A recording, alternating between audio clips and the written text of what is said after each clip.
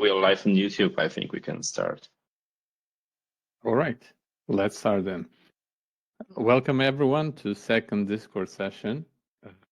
My name is Dejan. I'm a developer advocate here at RavenDB. Thanks to my colleagues, we are streaming again.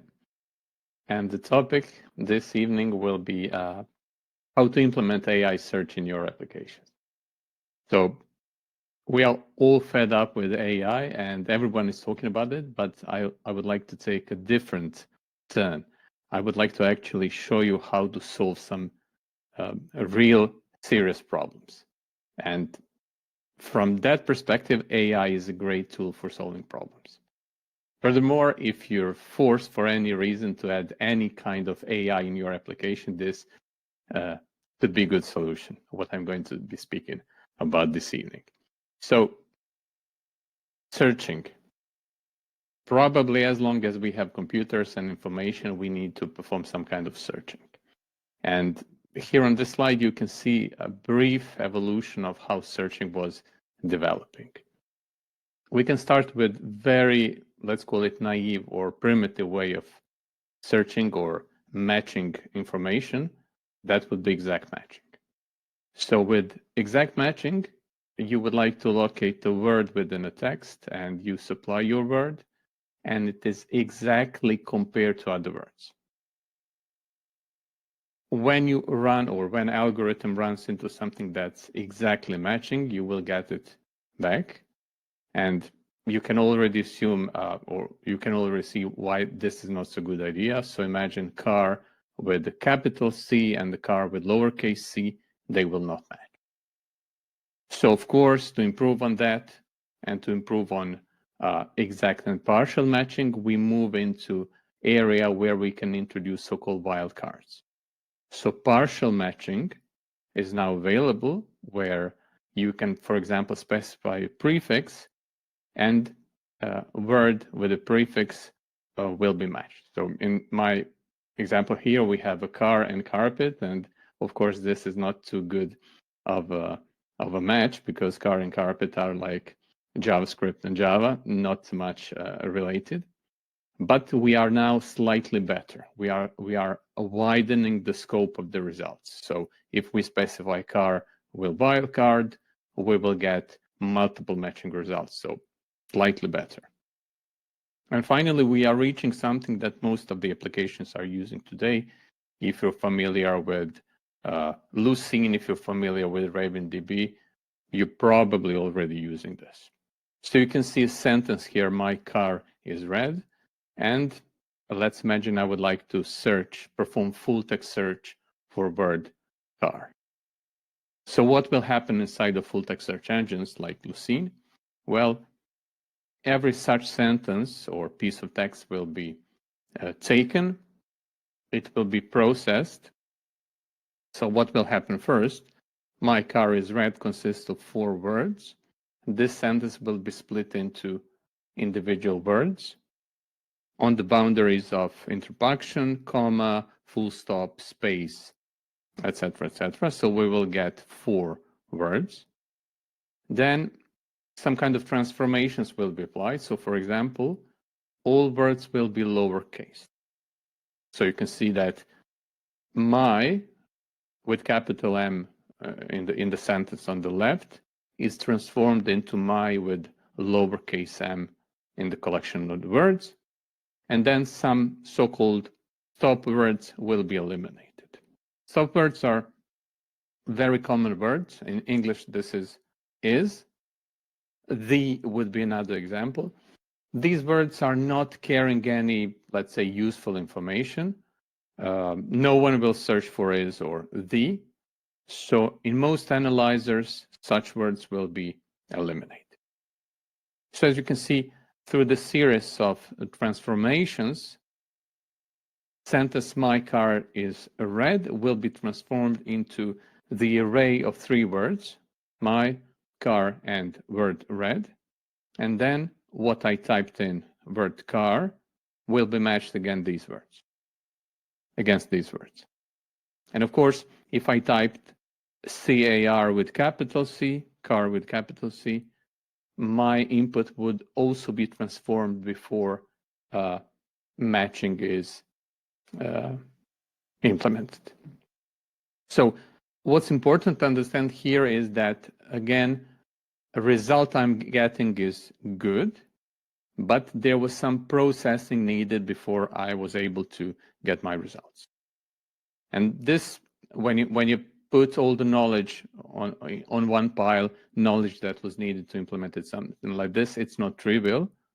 It's essentially lots of research and work and implementation, and results are great because I'm able to, with high accuracy, perform partial matching of one word against whole sentence, get my results with low latency, and life is good. But all of these methods of matching or searching are relying on syntax. So comparing letters and words one against the other. And semantical matching would be step forward, and this is what I'm going to be speaking about today. So if I type red car, using full text search matching, I will get my car is red sentence, but I will not get a Ferrari.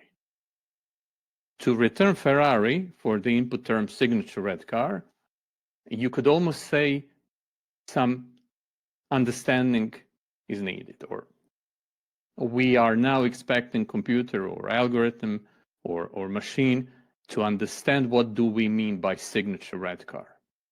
And this is quite interesting because even a small kid would understand something like this, but it's rather challenging to train computers to start returning results this good. So how to implement something like this? And this is a technique that is older than current AI hype. So this is great. This means that this is something tested, tried out, and it's actually working with high accuracy. And answer to how to implement it would be similar to a joke of how to put elephant in the refrigerator. Well, in 3 easy steps.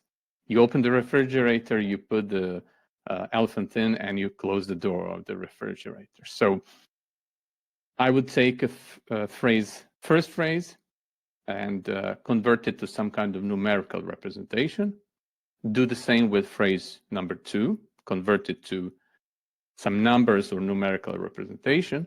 And then I would compare these 2 numerical representations for phrase 1 and phrase 2 and compute distance between them. And the closer they are, the more similar phrases are. So we managed to do in this case, or we intend to do what is common approach in mathematics. We take a problem in one area, we translate it to another area and operate in this area where it's easier for us. And when we are programming, it's definitely easier to work with numbers, with numerical values than attempting to do semantical, meaningful similarity. So how to put that elephant in the fridge? Well, it turns out technique is rather simple. So let's imagine I would like to represent semantical meaning of the phrase beach towel. One possible approach would be to quantify probabilities that this phrase is conforming to some attributes, or to 2 things around. Here I came with some attributes, words beach, sun, water, sand, etc., etc. And in the end, I have snow and winter. And now I'm taking the beach towel as a term, and I'm trying to determine how good or how precise each of these attributes is describing beach towel. And of course, if I start with beach, 91% could be some kind of measurement of how beach towel is applicable, or the attribute beach is applicable to beach towel. So we have a very high correlation, and also when you start thinking about it, what we think about when I mention beach towel, we think about a sea, sun, sand, swimming, vacation, summer, waves, maybe surfing. So these numbers in the right column are actually numbers between 0 and 1. And you can also look at them as percentages. So 0.91 for beach is actually 91% of correlation between attribute beach and beach towel. So it's not complex, it's rather simple. We are determining for each one of these attributes how applicable it is to our beach towel. And then I can also take something like sunglasses and apply the same technique. I'm taking fixed number of these attributes. And again, I'm trying to quantify how well each of these attributes is applicable to my term. And if you look, you can see some differences. For example, beach towel, I think that beach towel is more related to beach than the sunglasses. If you go down the a list of these attributes, you can of course see something interesting that if you go and look at skiing, for example, I put 16% of correlation between beach towel and skiing, but I have 38% between sunglasses and skiing, because when you're skiing, sun can be very strong and you need some kind of protection. For that reason, I'm also having here a slightly stronger correlation between snow and sunglasses, 34%, than between snow and beach towel. So as you can see, technique is rather simple and straightforward, and we can also go and outsource this so someone do this for us. And you can already guess that the more attributes I have, the more precise I will be able to quantify characteristics of a specific object I'm speaking about. And now when we have these numbers, how to determine similarity? How can we determine if beach towel and sunglasses are close to each other by their actual semantical meaning? And now we are reaching to the very origins of the term vector embeddings. So these numbers can be put into the, for programmers, they can be put into the array of numbers, which you can see on the screen. But if we are operating in mathematical realm, we could also say that these are the vectors, because these numbers that you can see on the screen could also represent a point in n-dimensional space. So looking here, what we have here is around 20 attributes. So if you put all of these attributes into the array, this could be coordinates of a dot in a 20-dimensional space. And now if we connect 0 origin point in the coordinate system, and we draw a line to the point that 20 numbers represent, we are getting to vectors, as you can see on the screen.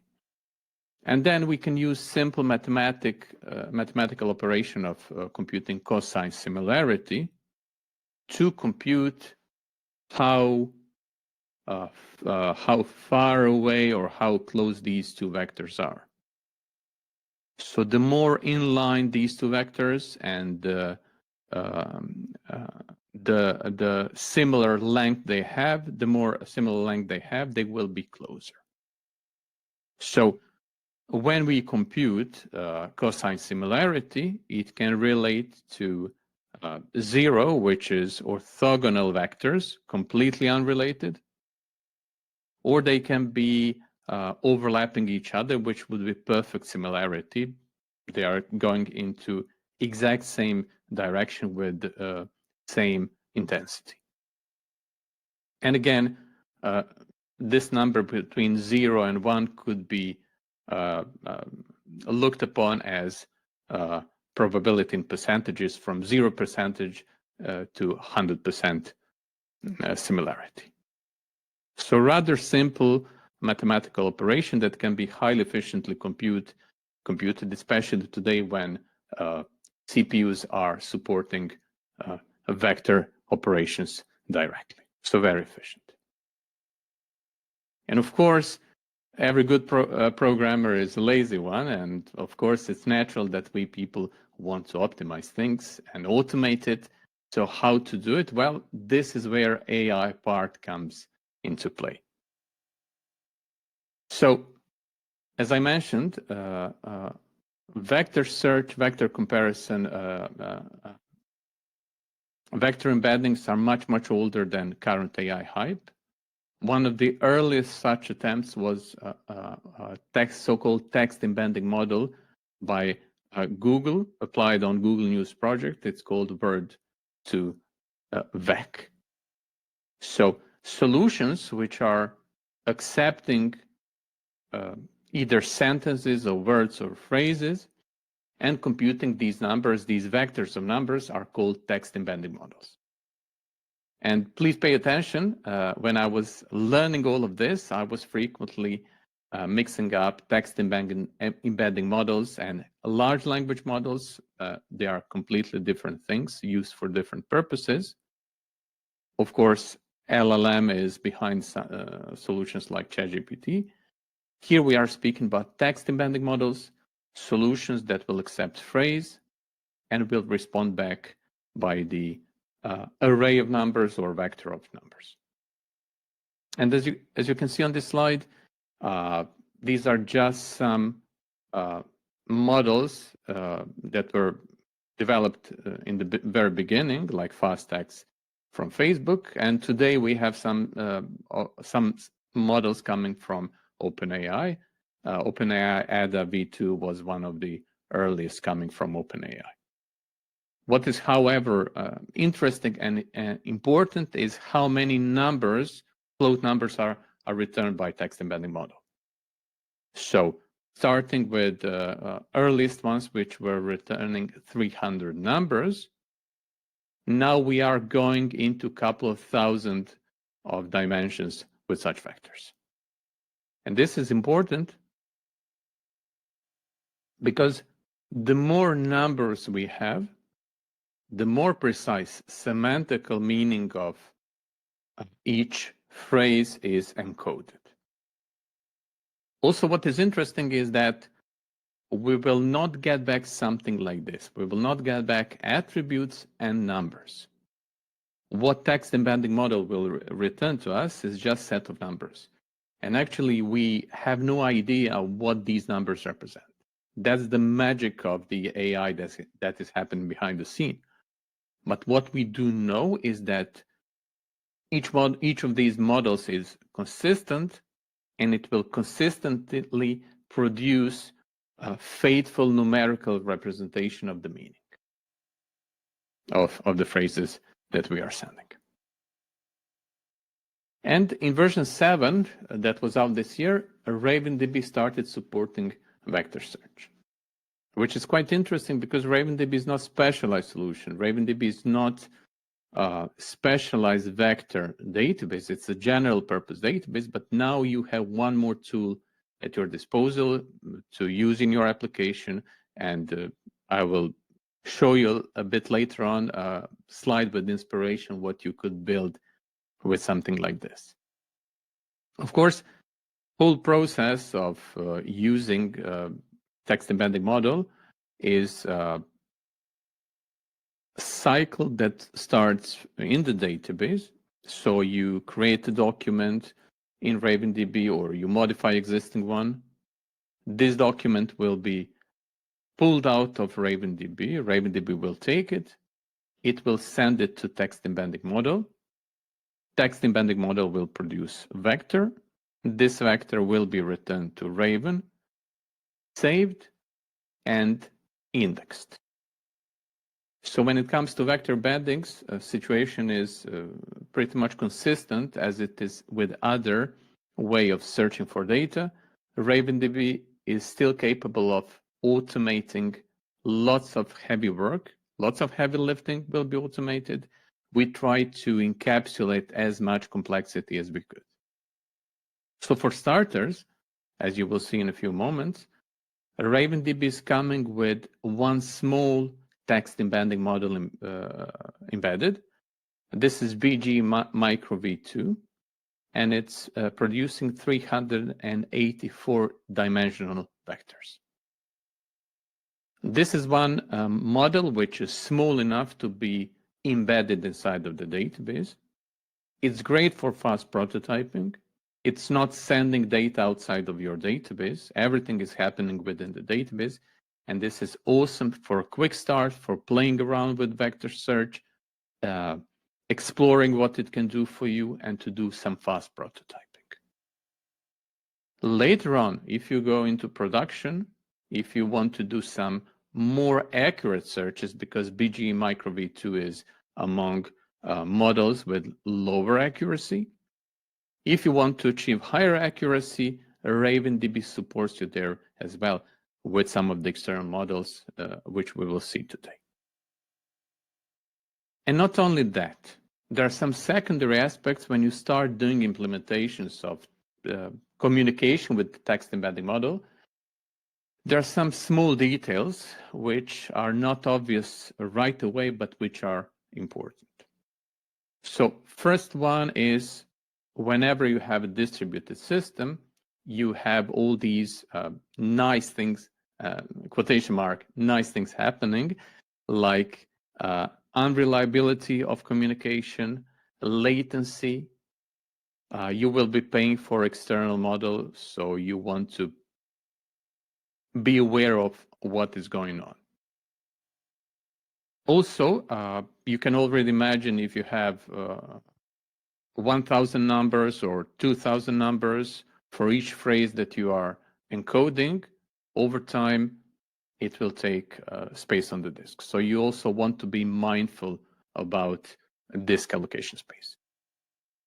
So today, text embedding models are not expensive anymore. They are rather cheap. So as you can see, a text embedding 3 large from OpenAI has a rather low cost. It's $0.013 for 1,000 tokens. A token is a term specific to AI, and you could say that the typical word that you will send to such model is being split into 2 to 3 tokens in most cases. But when you think about it, if you're implementing some kind of search, first you will have to compute embeddings for all the terms in your database, for all the words that you want to, text that you want to perform search on. And then every time that your user types something and sends to your database for matching, you'll also have to compute vector embeddings for the search term to be able to compare vector embedding for the search term and vector embedding from the database. So unpleasant part about this is that the more usage you have, the costs will go up. So you want to be mindful. One typical solution for this would be caching. So for search terms that are converted once, you would store that in some kind of cache or in the database. And then every time new search term comes in, you would first have to check if this is something you already computed a vector for. In that case, you will not have to make a call to OpenAI, of course, or any other model. Of course, you want to also handle the retries, because what may happen, not what may, what happens in distributed systems is unreliable communication. Also, I pulled out some statistics here. You can see it on the screen. Let's say you're using a text embedding 3 small model that has 1,536 dimensions. If you send 100 million terms and get back embeddings, it will take you half of terabyte, approximately, of disk space to store it. If you go with something more accurate like text embedding 3 large that has 3072 floating numbers in the vector, and you send same amount of data to be encoded into floats, you will allocate around 1 terabyte. So one of the solutions for handling such large disk allocation is called quantization. In RavenDB and in most implementations around the internet, you have 3 approaches to quantization. So something called single quantization literally means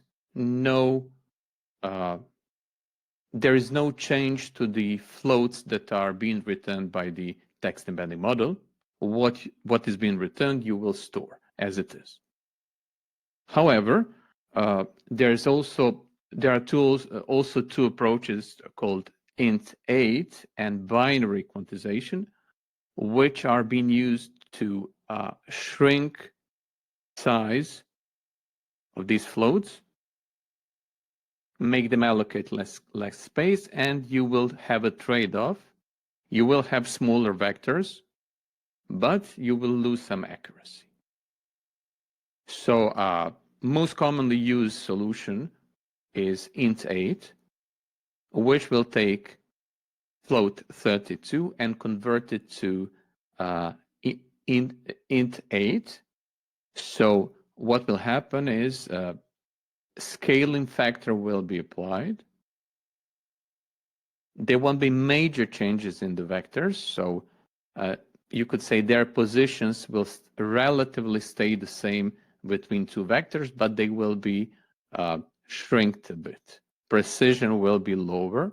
You will lose some accuracy, but this accuracy loss is moderate, it's bearable, and you will end up with 4 times smaller vectors. So you will allocate 4 times less space. So instead of 400 gigabytes, you will go with 100 gigabytes. Of course, quantization is necessary when you're handling a very large amount of data.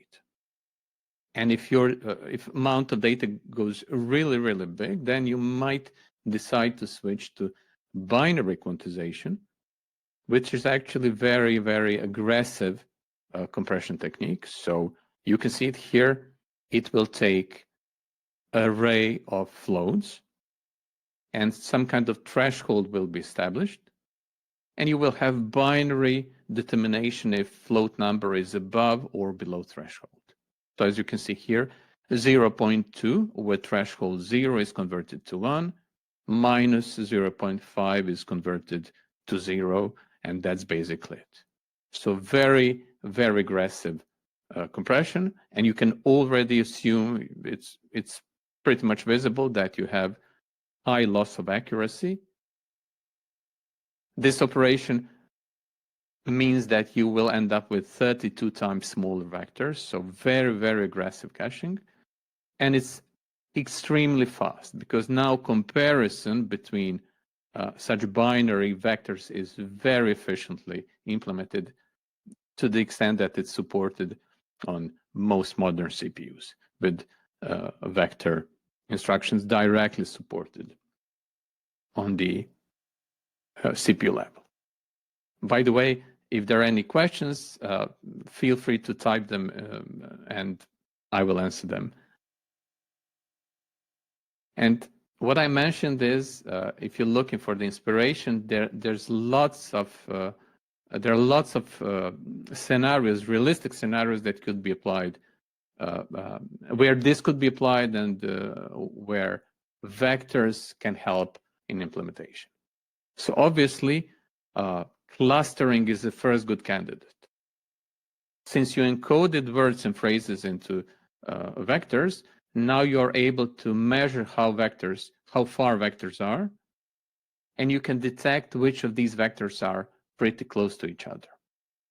So you can group items which are similar together.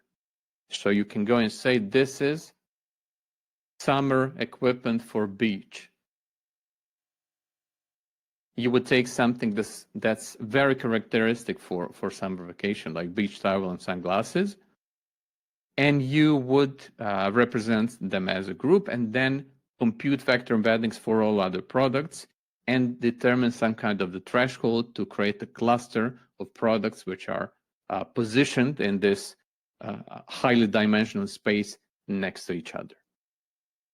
By using such clustering, you can also detect emerging trends. Because if you follow searches in your product catalog and you compute vector embeddings for those search terms, you can detect what is now popular. Is there some kind of a trend? Also, you can use clustering to predict missing relationships. Because if you have something that is belonging close to a group, you can also determine what properties it will have. So missing properties or missing relationships could be detectable this way. Of course, something like recommendation system in e-commerce now becomes very, very simple and efficient to implement. Because looking at beach towel, I will be able to effortlessly offer similar related products on the screen, which is usually how people are shopping. So this will immediately benefit e-commerce websites. Also, anomaly detection is becoming much more feasible because you are now working with numbers. You're able to compute distributions, and then you're able to say, okay, this is my normal distribution, and my input that just arrived is far, far away from normal distribution. So I should pay more attention to this. So for example, if you have some typical scenario of processing credit card payments and you have attributes, time of the day, location, etc., you could say, okay, I'm going to compute a distance from one payment to another, physical payment to another, and I want to detect unusual patterns. One more scenario could be content deduplication. If you're not working with strict exact data, if you can allow some inaccuracy, you can, for example, compute vector for every item in your database and then determine which one of these vectors are over, let's say, 98% or 99%.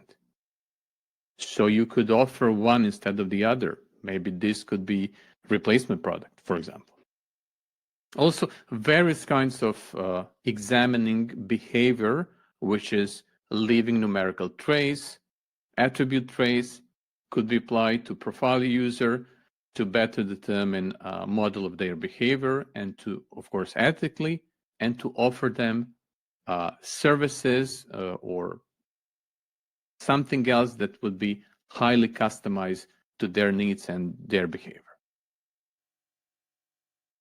So, enough slides. Let me show you one possible example of application of vector search. This is my Raven database, and you probably saw this. This is our famous Northwind sample dataset. I don't know if you ever read history of this sample dataset, but this is something that Microsoft created a couple of decades ago. This is database representing a fictional company that is trading food across the world. So getting food from suppliers, employees are selling products, orders are being created. Other companies, so this is wholesale, food is divided into categories, companies are purchasing, and then Northwind, which is the name of the company, is using shippers to ship these products. So now let's imagine simple task of creating a website that would expose these products. This is usual marketing strategy of many companies, besides their core business, they are building something on the edge. So what I have here is a small sample website with all these products. Let me show you how one of them looks like.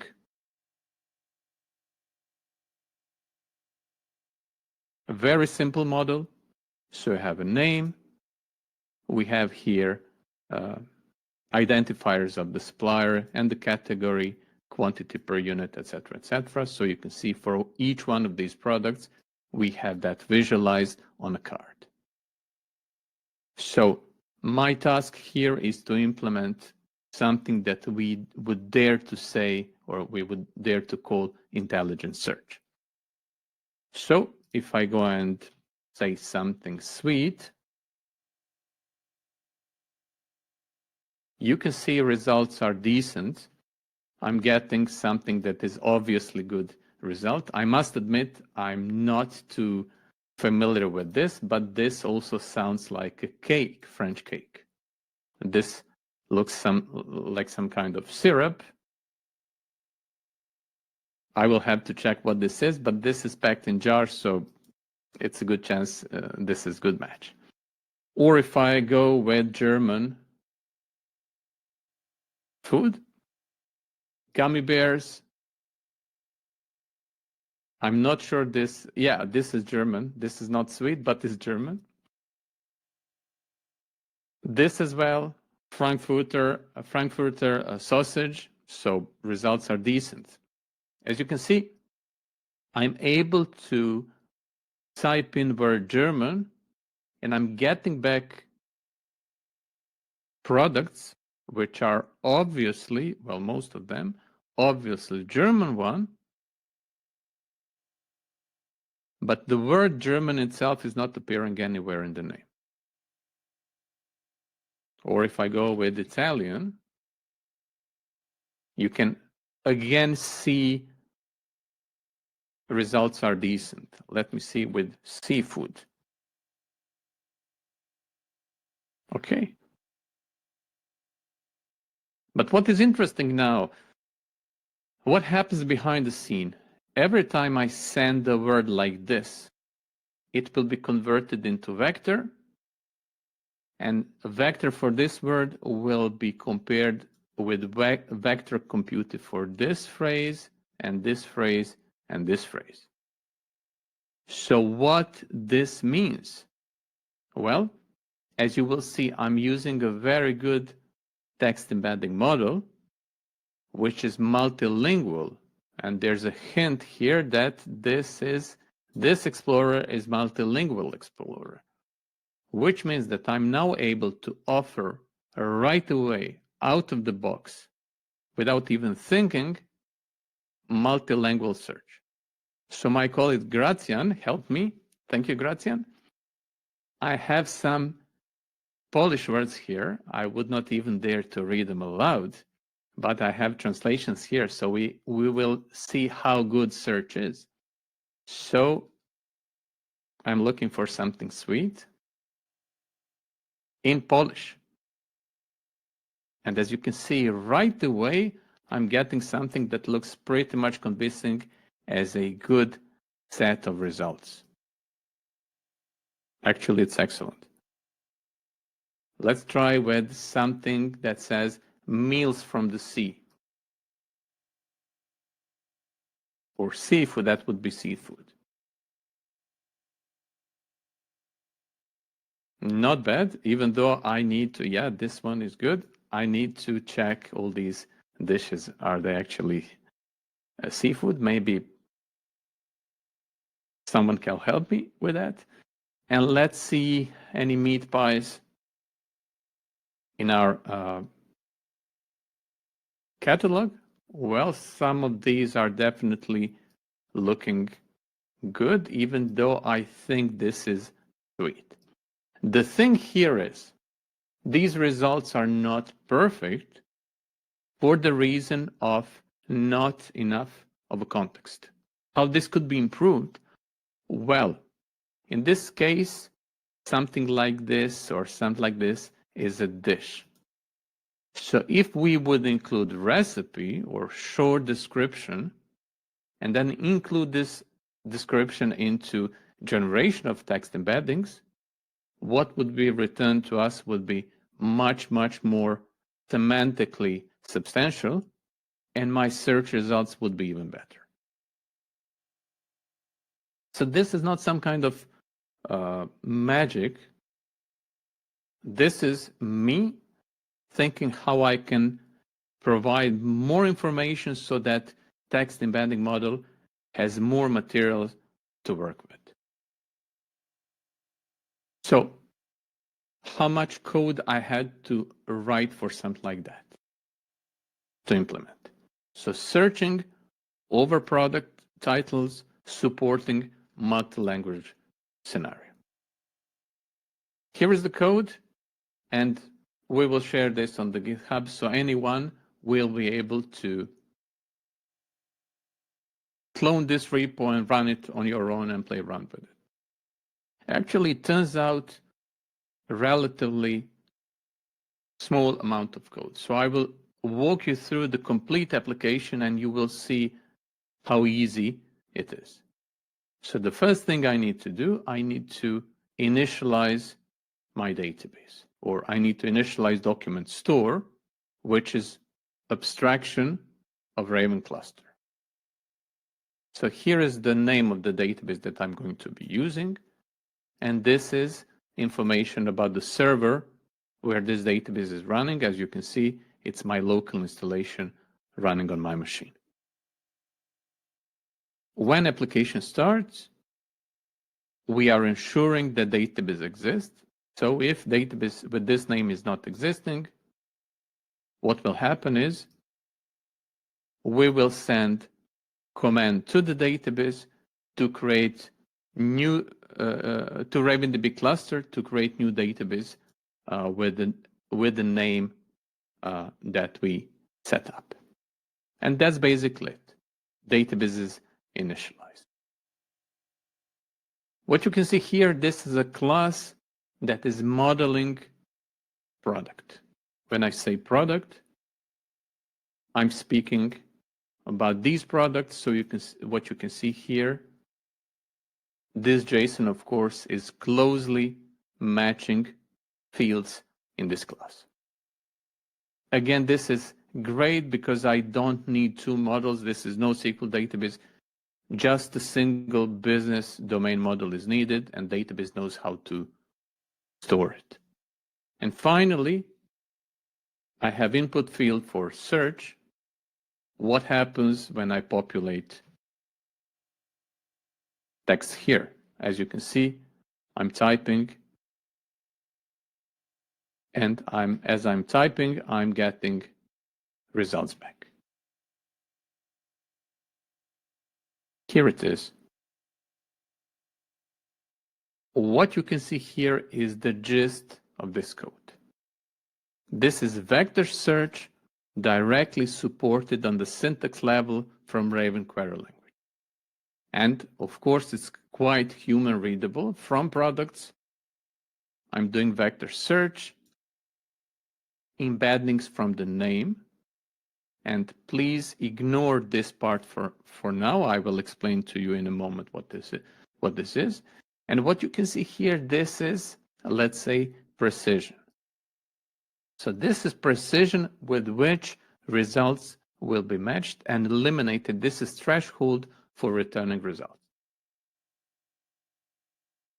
Depending on the content in the database and on some empirical testing, I could tweak this factor here, which would be changing cutoff point for the products which are returned to me. So when I enter search term on the form, this search term will be sent along with this Raven query to the database, and here is how you do it.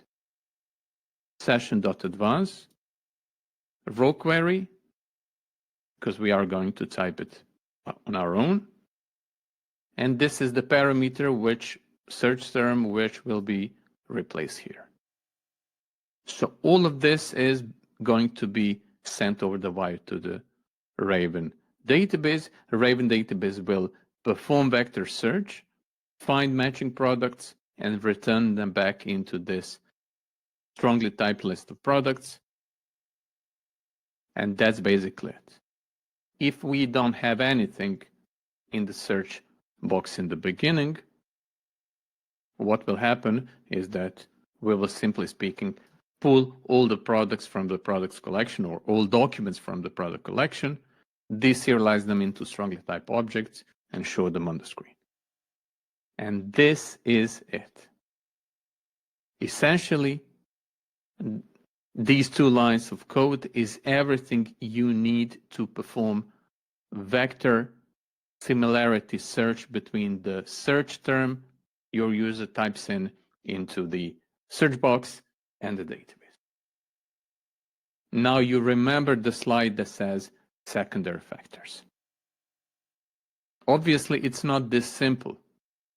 So let me now show you what is happening under the hood, what is the amount of complexity we try to encapsulate, and what are all the answers you don't have to search for.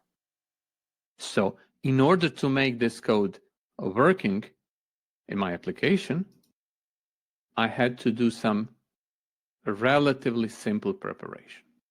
So first, I'm not using internal built-in text embedding model. I'm using OpenAI model. So what I did, I created connection string.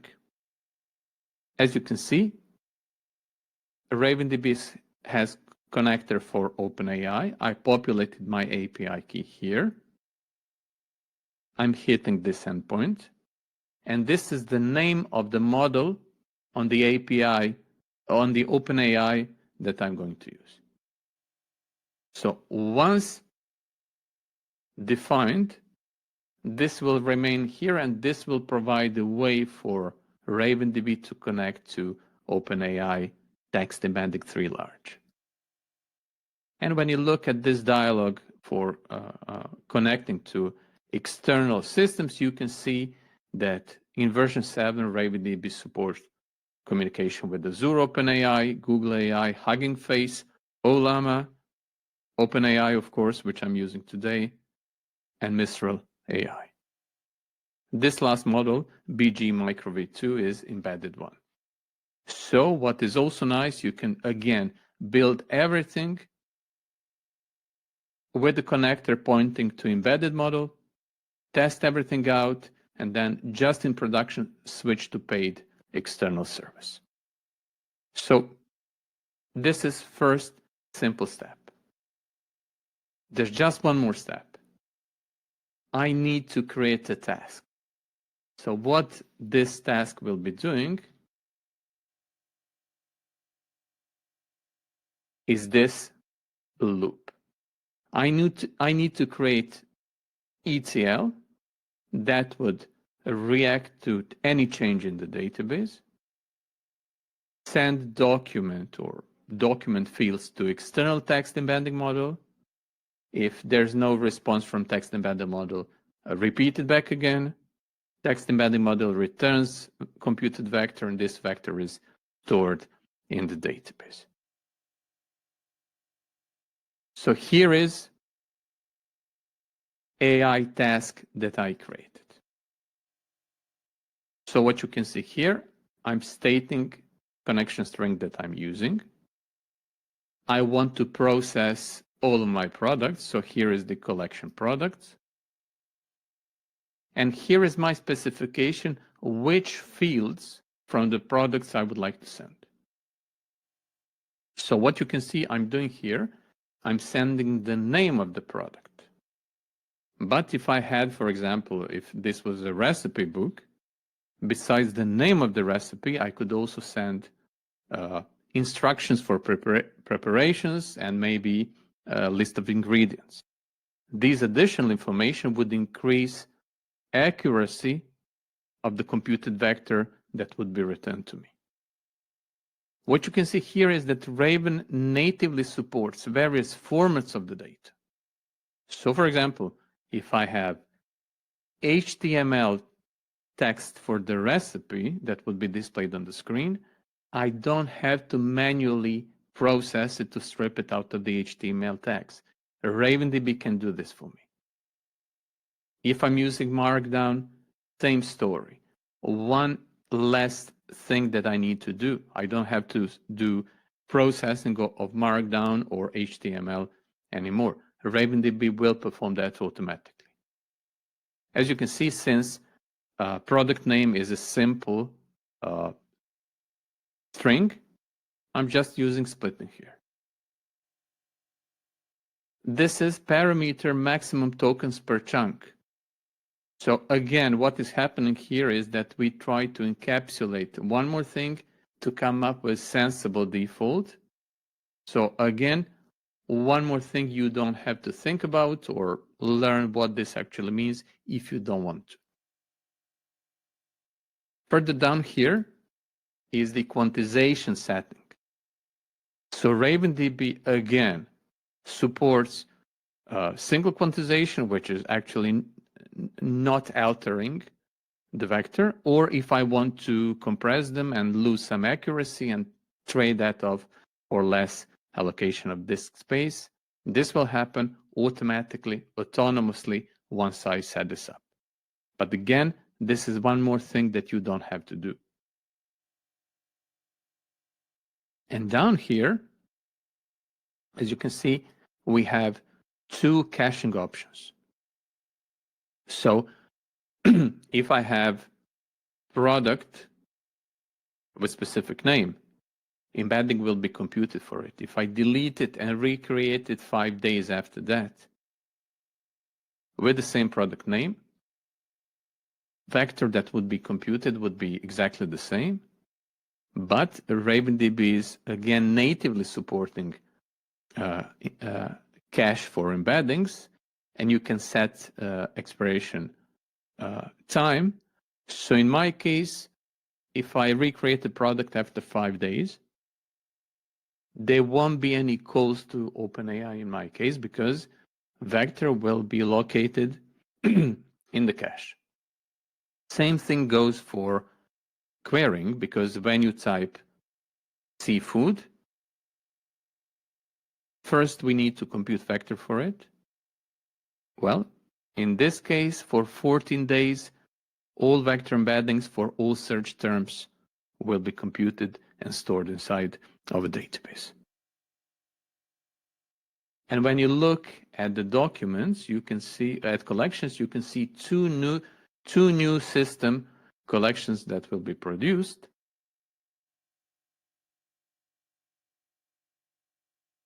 As you can see, OpenAI large, you remember that was the name of my AI task.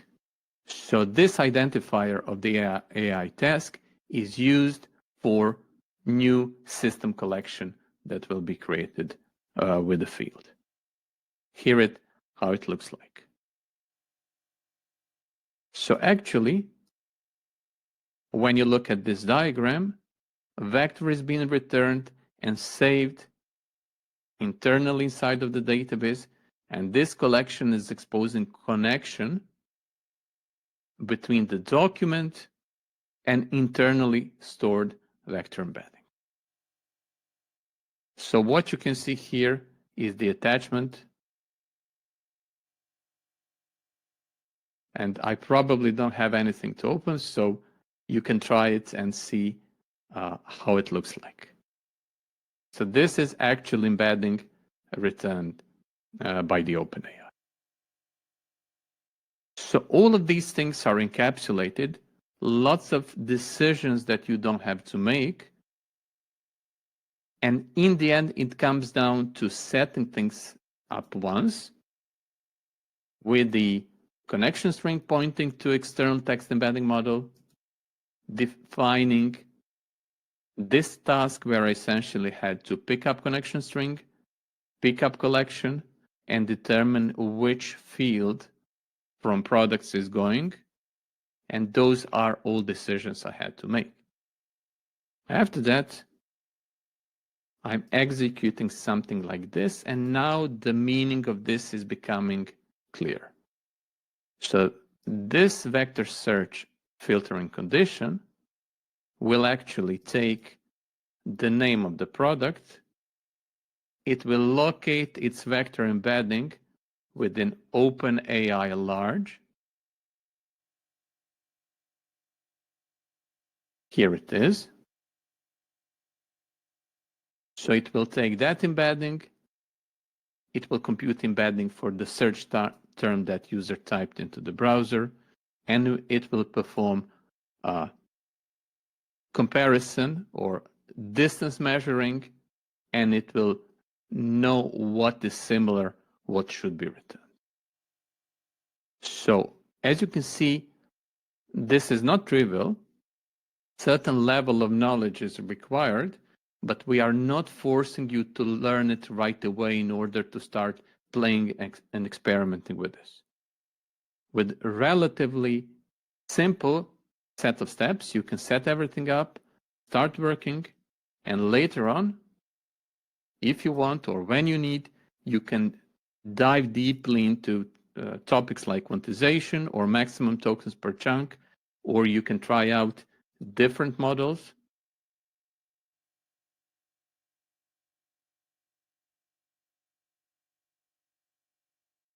So you can create different connection strings to using different connectors to different models, try out, see what is happening. I hope this was interesting. I hope you learned something, at least something new today, and I hope you will try this and get back to us. Let us know how this works for you and what could be improved. I really do hope you'll start playing with it, and we can hear from you how you like this feature and what could be added, what should be changed in your opinion. Right. Are there any questions? Thank you, Dejan, for hosting this incredible in-depth talk. We are very glad. There are many amazing examples and tons of knowledge given away for free. I didn't see any questions yet, so I think we can safely go off air. And if you have any questions to us, more specifically at Dejan, feel free to chat with us anytime on Discord. And if you are watching on YouTube currently, the link is in the description, so don't hesitate to join.